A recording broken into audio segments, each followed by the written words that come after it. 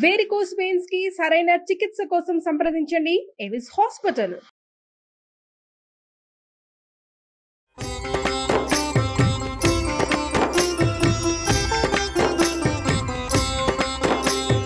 నమస్కారం.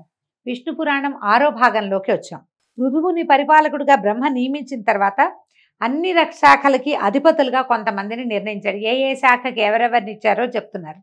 నక్షత్ర గ్రహ విప్ర తపోయజ్ఞ వృక్షలతా గుల్మాదులన్నిటికీ చంద్రుడట.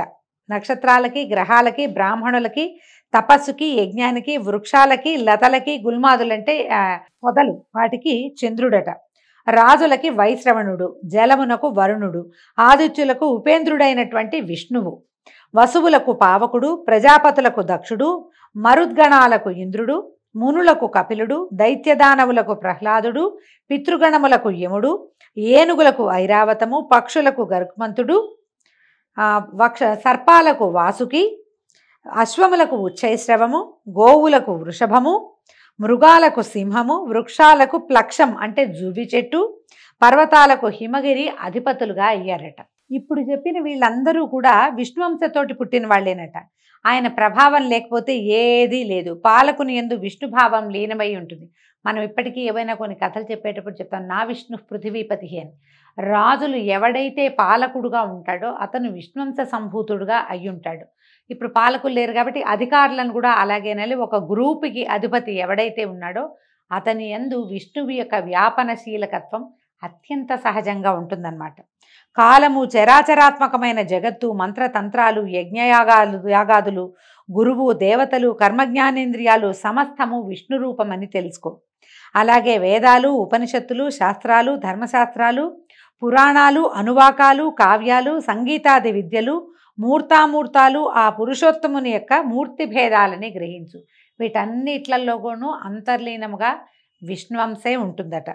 మైత్రేయ, ఈ పురాణ కథ చదివినా ఎన్నో వ్రతాలు, కార్తీక స్నానాలు, పుణ్యక్షేత్ర దర్శనము చేసిన పుణ్యఫలం వస్తుంది. చదివినా వినినా కూడా మనకు అద్భుతమైన ఫలితం లభిస్తుంది అని చెప్పగా మైత్రేయుడు ఆనందంతో నమస్కరించి, గురుదేవ ధన్యుడను, ఒక మనవి, ఉత్తానపాదుని అన్వయ కథ చెప్పావు అంటే ఉత్తానపాదుని కుమారుడు ధ్రువుడు అవి కథ చెప్పుకున్నాం కదా. ఆ ప్రియవ్రతునికి అతని కొడుకులకి సంబంధించిన రాజా చరిత్ర కూడా వినాలనుంది, అది చెప్పమంటే అప్పుడు చెప్తున్నారు. ఏంటి, స్వయంభువనందనుడైన ప్రియవ్రతుని భార్య కుక్షి, ఆమె కర్దమ ప్రజాపతి యొక్క కుమార్తె. ఆ దంపతులకు 10 మంది కొడుకులట. వీళ్ళెవరెవరు? ఆగ్నేధ్రుడు, మేధాతిథి అని ఆయన ఋషిగా కనపడతాడండి మనకి. వపుష్మంతుడు, జ్యోతిష్మంతుడు, ద్యుతిమంతుడు, హవ్యుడు, సవనుడు, మేధుడు, అగ్నిబాహుడు, పుత్రుడు, వీళ్ళందరూ వీళ్ళ యొక్క సంతానం. అయితే వారిలో మేధుడు, అగ్నిబాహుడు, పుత్రుడు వీళ్ళు ముగ్గురు పూర్వజన్మ స్మృతి కలిగిన వారై విరక్తులై యోగనిరతులై భూమి నుంచి వెళ్ళిపోయారట. మిగిలిన 7 కుమారులలో ఆగ్నేధ్రుడికి జంబూద్వీపము, మేధాతిథికి ప్లక్షద్వీపము, వపుష్మంతునకు శాల్మలి, జ్యోతిష్మంతునకు కుశద్వీపము, ద్యుతిమంతునకు క్రౌంచద్వీపము, హవ్యునకు శాఖద్వీపము, సవనునకు పుష్కరద్వీపము ఇచ్చి రాజ్యాభిషిక్తుల్ని చేశాడు. వాళ్ళు ఇంద్రమిత్రులై సప్తద్వీపాలను ఎదురులేని పరాక్రమంతో ధర్మ మార్గాన పరిపాలించారు. సప్తద్వీపా వసుంధర అని చెప్తారు. భూమి ఈ 7 ద్వీపాలుగా ఉంది. ఈ మనం చెప్పుకున్నటువంటి ద్వీపాలన్నీ కూడా అవేనమాట, దానికి సంబంధించినవి. జంబూద్వీపాధిపతి అయిన ఆగ్నేధ్రుడికి 9 మంది కుమారులు. మనం జంబూద్వీపంలో ఉన్నాం. భరతవర్షే భరతఖండే మేరో దక్షిణ దిగ్భాగే అని చెప్పుకుంటాం సంకల్పంలో కదా. జంబూద్వీపం మనం ఉన్నది. దీనికి నాభి, కింపురుషుడు, హరివర్షుడు, ఇలావృతుడు, రమ్యుడు, హిరణ్వంతుడు, కురుడు, భద్రాశ్వుడు, కేతుమాలుడు అని ఇంతమంది కుమారులు ఉన్నారట. 9 మంది. ఆ తండ్రి జంబూద్వీపాన్ని 9 భాగాలుగా చేసి ఇప్పుడు ఈయనేం చేశాడు, తనకి లభించినటువంటి జంబూద్వీపాన్ని మళ్ళీ 9 భాగాలుగా చేసి వరుసగా వీళ్ళని రాజుల్ని చేశాడు. తర్వాత ఏం చేశాడు, సాలగ్రామ తీర్థానికి వెళ్ళి తపస్సు చేయటం మొదలుపెట్టాడు. ఆ కొడుకులు పాలించేటువంటి నవఖండాలు, ఆ 9 ముక్కల భూభాగాలు వారి పేర్లతోటే వర్ష సంజ్ఞలు కలిగినవి అయ్యాయి. దాంట్లో ఏమిటి, నాభి హిమగిరికి దక్షిణ భాగంగా ఉన్న భూమికి అధిపతి అయ్యాడు. అతని కొడుకు వృషభుడు. అతనికి 100 కొడుకులు. వాళ్లలో పెద్దవాడు భరతుడు. ఆ భరతుడు భూపతి అయి శత్రుభంజనుడు, ప్రజానురంజనుడై భూమిని పరిపాలించి ఇంద్రునకు పరమ ప్రేమాస్పదుడై యజ్ఞాలు సురనర ప్రీతిగా చేసి పూర్వుల కీర్తికి మిన్నగా కీర్తిని ఆర్జించాడు. వాని పేరుతోటి నాభివర్షం భరతఖండంగా ప్రసిద్ధమైంది. వాని తండ్రి భూభారమంతా కొడుకు మీద ఉంచి తపశ్చర్య కోసం పులహాశ్రమానికి వెళ్ళిపోయాడట. చిరకాలము రాజ్యాన్ని పాలించి కొడుకైనటువంటి సుమతిని అతని పట్టాభిషిక్తుని చేసి సాలగ్రామ క్షేత్రానికి వెళ్ళాడు. పతిని ఆరాధించి తనుత్యాగం చేసి లక్ష్మీపతిని ఆరాధించి తనుత్యాగం చేసి మలి జన్మలో బ్రాహ్మణుడుగా పుట్టాడట. భరతనందనుడైన సుమతికి కలిగిన సుతుడు ఇంద్రద్యుమ్నుడు. అలాగా భరత వంశం విస్తరించిందట. ఈ ఇంద్రద్యుమ్నుడి కథ మనం నాడీజంగుడు కథ ఆ కథల్లో చెప్పుకుంటాం. ఇంద్రద్యుమ్నుడు ఎన్నో యజ్ఞాలు యాగాలు చేశాడని, అతను అపారమైన కీర్తిని ఆర్జించాడని చెప్పుకుంటాము. ఈ పరాశరుడు చెప్తే ఇప్పుడు ఇక భూమండల వైశాల్యము, సప్తద్వీప చరిత్ర, నదీసాగర పర్వత విస్తార విషయము, సురాసుర గంధర్వ నగర వృత్తాంతము తెలుసుకోవాలని ఉంది. అవన్నీ చెప్పమని అడిగితే ఇప్పుడు ఈ గురువుగారైన పరాశరుడు శిష్యుడైన మైత్రేయుడికి ఇలా చెప్తున్నాడు. సమగ్రంగా చెప్పడం చాలా సమయం పడుతుంది ఆయన, సంగ్రహంగా చెప్తాను, మొత్తం చెప్పను, కొంచెం బ్రీఫ్గా చెప్తానన్నారు. ఏమట, సప్తద్వీపాలకి 7 ద్వీపాలకు చుట్టూ లవణ, ఇక్షు, సుర, సర్పి, దధి, క్షీర జల సముద్రాలు ఉన్నాయి. అవి ఒకదానికంటే ఒకటి 2 ఇంతలు విస్తీర్ణాలు. ఈ ద్వీపాలకు నడుమ ఉన్నదే జంబూ ద్వీపం. దాని మధ్యనున్నది మేరు పర్వతం. అది యక్ష కిన్నర గంధర్వ తాపస దేవతల నివాసంగా చెప్పదగింది. దానికి దక్షిణంగా హిమగిరి, హేమకూటము, నిషధ పర్వతము తూర్పు పడమర దిక్కులకు వ్యాపించి సమున్నతాలుగా ఉన్నాయి. నీలాచలము, వెండికొండ మేరు పర్వతానికి చెప్పవలసినటువంటి శిఖరాలట. ఒక్కొక్క పర్వతం 2000 యోజనాల విస్తీర్ణం, ఔన్నత్యం కలవయి దక్షిణోత్తర భాగాలలో ఉంటాయి. తూర్పున దేవకూటం, పడమటన జఠర పర్వతం ఉన్నాయట. మేరు పర్వతానికి దక్షిణ భాగంలో భారత కింపురుష హరివర్షములు, ఉత్తరాన రమ్యక హిరణ్మయ కింపురుష వర్షములు, తూర్పున భద్రాశ్వ వర్షము, పడమటను కేతుమాలా వర్షము, వాటి నడుమున ఇలావృత్త వర్షము ఉన్నాయి. పాతకాలపు పేర్లు కదా, వీటన్నిటిని నిరూపించగలిగే సామర్థ్యం అయితే మనకి పెద్దగా లేదండి. ఏదో ఒకటి ఎరా కొన్ని ప్రాంతాలే తెలుస్తాయి. హిస్టారికల్గా తెలిసిన ప్లేసెస్ని మనం ప్రస్తుతం ఉన్న పేర్లు చెప్పుకోగలుగుతాం. ఇవి పురాతనపు పేర్లు కాబట్టి అవి ఎలా ఉన్నాయో యథాతథంగా అలాగే చెప్పుకుంటున్నాం. మేరుగిరికి తూర్పున మందరగిరి, దక్షిణాన గంధమాదనము ఉన్నాయి. మందరము పేరు మనకు తెలుసు, గంధమాదన పర్వతము మనకు తెలుసు. దాని శిఖరము నందు రావి, నేరేడు, కడిమి, మర్రి చెట్లు జెండాల్లాగా దుబ్బుగా ఎత్తుగా పెరిగిన ఉంటాయి. జంబూ వృక్షం పేరుతోటే ఆ ద్వీపానికి ఆ పేరు ప్రసిద్ధమైంది. దాని ఫలాలు ఏనుగంతలేసి ఉంటాయట. జంబూ ఫలాలంటే నేరేడు పళ్ళు అండి. ఆ పళ్ళు హేమకూటాచలం సానువలలో పడి చితికి రసం కారుతూ ఉంటుందట. ఆ ప్రవహిస్తుందట. అది మేరుగిరి చుట్టూతా కమ్మి ఉంటుంది. ఆ ప్రవాహాన్నే జాంబూనదం అని పేరుంది. ఆ ఫలరసం తాగుతూ అక్కడ ఉండేవారికి ఎలాంటి రోగాలు రావు. జాంబూనదం అంటే బంగారం అనే అర్థం కూడా ఉందండి. ఇంకా ఈ ముసల్తనం రాదుట, రోగాలు రావట, దేవతలకు సాటిగా సుఖజీవులు అవుతారట. ఇంకా విశేషం ఏంటంటే ఆ ఫలరసం తాకిన మన్ను బంగారం అవుతుంది. అందుకనే బంగారానికి జాంబూనదం అనే చక్కటి పేరు కూడా ఉంది. చైత్రరథము, గంధమాదనము, వైభ్రాజితము, నందనము అనే ఉపవనాలు, అరుణాధర మహాపద్మనీలోదక మానసములు అనేటువంటి సరస్సులు మేరుగిరికి తూర్పు మొదలుగా 4 దిక్కులుగా ఉండి దేవతలకి అనుభవాలుగా ఉన్నాయి. వాళ్ళ దేవతలు తిరుగుతారట అక్కడ. అలాగే ఆ బంగారు కొండకు నలుదిక్కులా గొప్ప పర్వతాలు ఉన్నాయి. అలాంటి మేరు పర్వతం మీది దేవరాజధాని 14,000 యోజనాల వైశాల్యంతో సువర్ణరత్న స్థగిత గోపుర భవనాలతో త్రిజగన్నుతమై ఉన్నది. విష్ణుపాదం నుంచి బయలువడిలిన ఆకాశగంగా 4 పాయలుగా మారి సీత, అలకనంద, చక్షువు, భద్ర అనే పేర్లు కలదై ఆ అమర రాజధానికి 4 దిక్కులా ప్రవహించి కిందనున్న భారతాది వర్షములందు కూడా ప్రవహిస్తూ ఉంటుంది. వాసుదేవుడు భద్రాశ్వ వర్షమునందు హయగ్రీవ రూపంతోనూ, భారత వర్షమున కూర్మ రూపంతోనూ, కేతుమాలా వర్షంలో వరాహ రూపంతోనూ, కురువర్షంలో మత్స్య రూపంతోనూ, తక్కిన వర్షములందు వివిధ రూపాలతోనూ భగవంతుడు స్వరూపాన్ని మార్చుకుని ఉంటాడట. అలాంటి కింపురుషాది వర్షములందు ఉన్నవారికి శోకము, ఆయాసము, ఉద్వేగము, దీపనము అనేవి ఉండవు. చిరంజీవులై సుఖ సంతోషాలతోటి ఉంటారు. భారత వర్షమునందు ప్రత్యేకించి కులపర్వతాలు, మహానదులు చాలా ఉన్నాయి.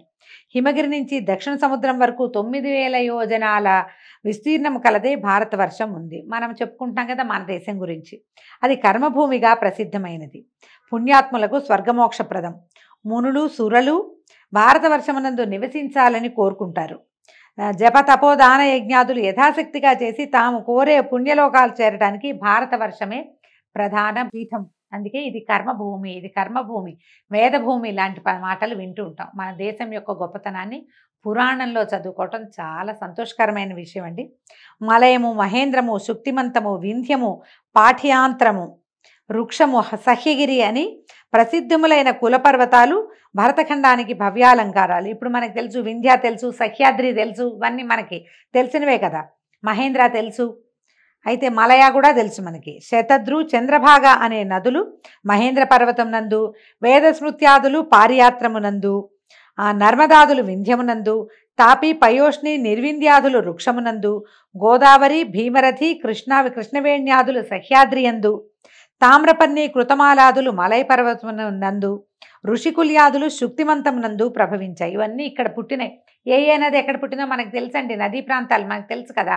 గోదావరి ఎక్కడ పుట్టింది, కృష్ణ ఎక్కడ పుట్టింది, త్రివేణి సంగమం ఎక్కడ జరుగుతోంది, గంగా నది ఎక్కడ భూమి మీద పడింది, ఇవన్నీ సరస్వతి నది ఎక్కడ మాయమైంది, ఇవన్నీ కూడా మనం హిస్టారికల్ ప్లేసెస్ కానీ చాలా గుర్తుపడుతున్నాం, మనకి తెలుసు స్పష్టంగానే.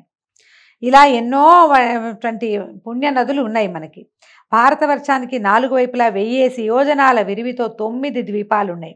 ఇలాంటి నవద్వీపాలు, మహానదులు, కులపర్వతాలు భారతవర్షమునందు తప్ప ఇంకా ఏ వర్షమునందంటే ఏ దేశమునందు లేవు, మనకే ఉన్నాయి ఇవన్నీ. ఈ విధంగా భారతవర్షము కర్మభూమి, పుణ్యభూమి అయింది. మిగిలినవన్నీ భోగభూములు మాత్రమే. ఇదొక్కటే కర్మభూమిగా చెప్పబడుతోంది. జంబూద్వీపం 1,00,000 యోజనాల పరిణామం కలది. దానికి చుట్టూ ఉండేది లవణ సముద్రం, ఉప్పు సముద్రమే మనకు తెలిసిందే. ఈ లవణ సముద్రానికి ఆవల ఉన్నది ప్లక్షద్వీపం. అది 2,00,000 యోజనాల పరిణామం కలది. ఆ ద్వీపానికి ప్రభువు మేధాతిథి. అతనికి 7 కుమారులు. భుజబలానికి, రూపరేఖ వైభవానికి వాళ్లే సాటెట. తండ్రి ఆ ద్వీపాన్ని 7 భాగాలుగా విభజించి వాళ్ళని ప్రభువుల్ని చేశాడు.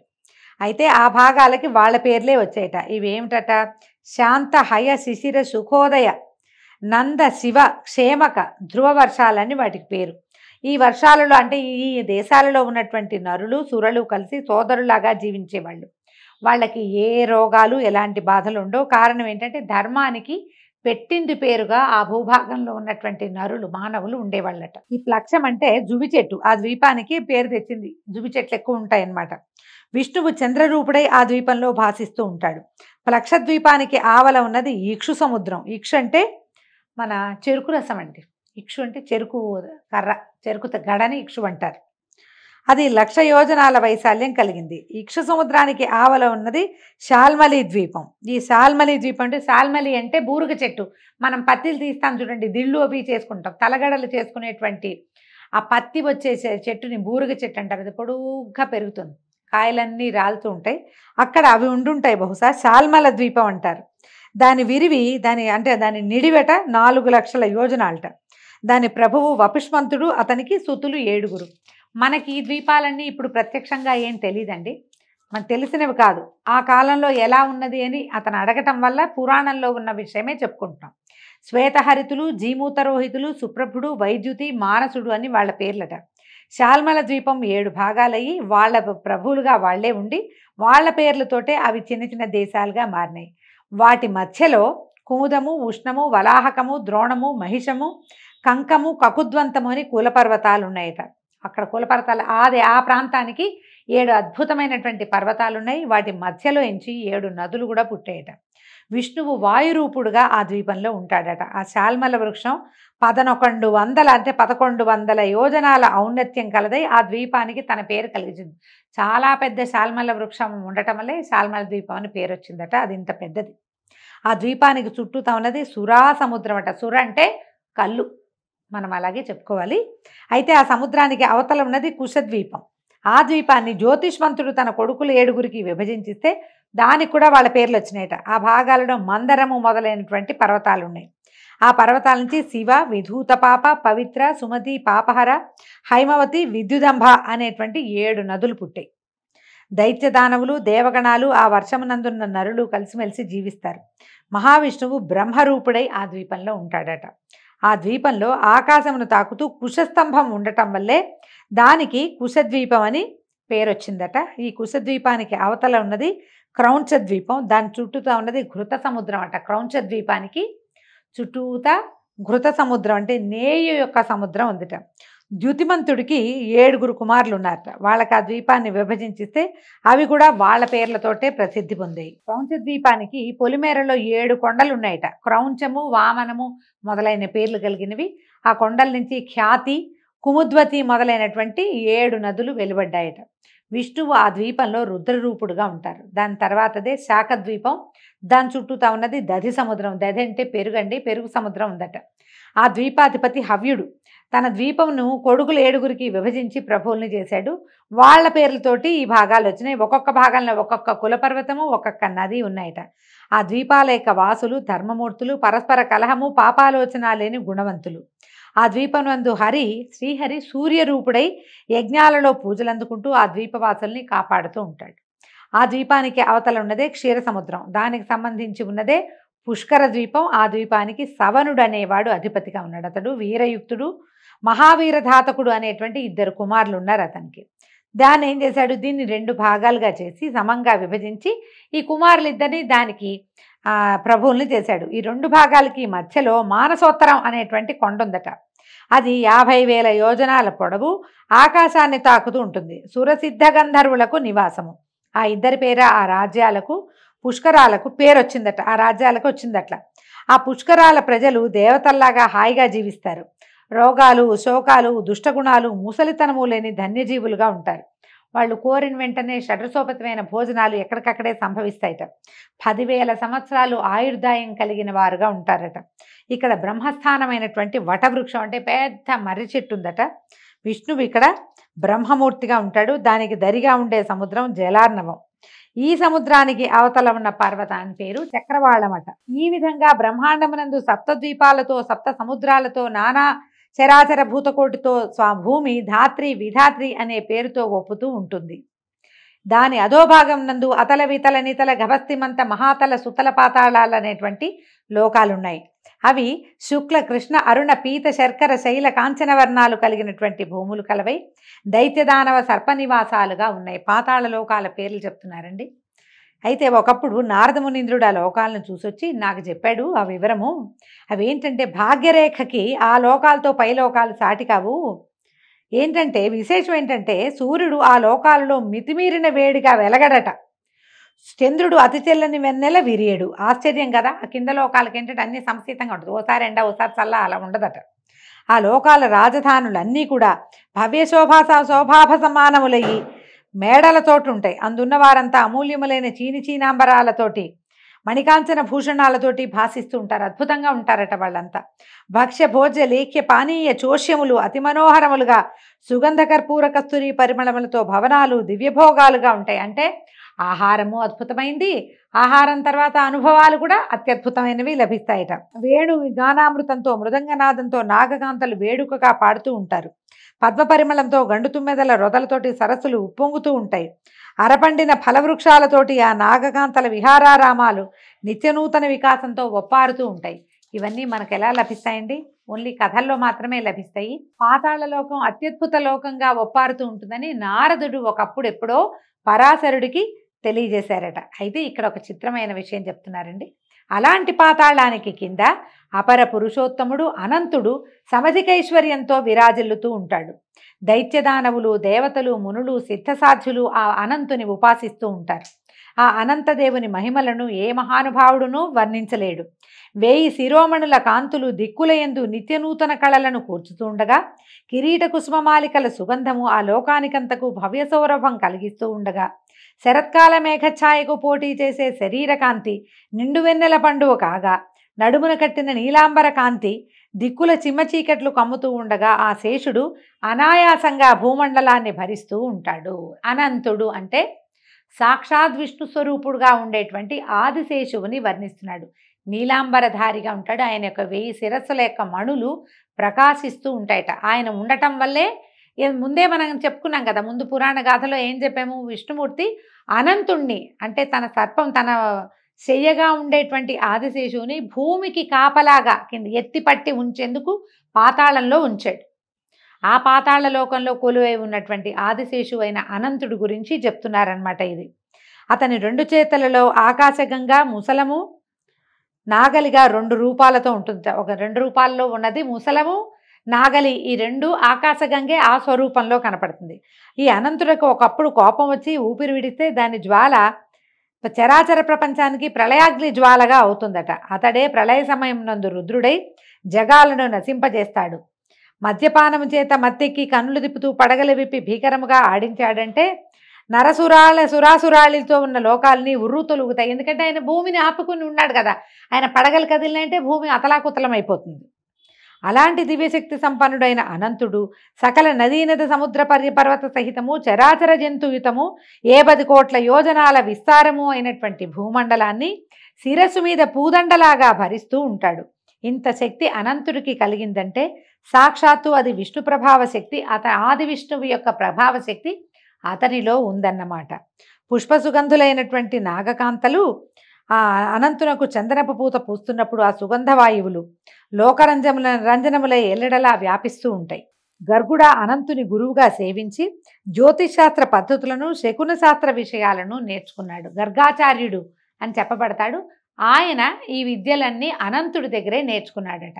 ఈ అనంతుడి వైభవ క్రమము రేపు ఉదయం తెలుసుకుందామండి. ఈ రోజుకి సెలవు. నమస్కారం.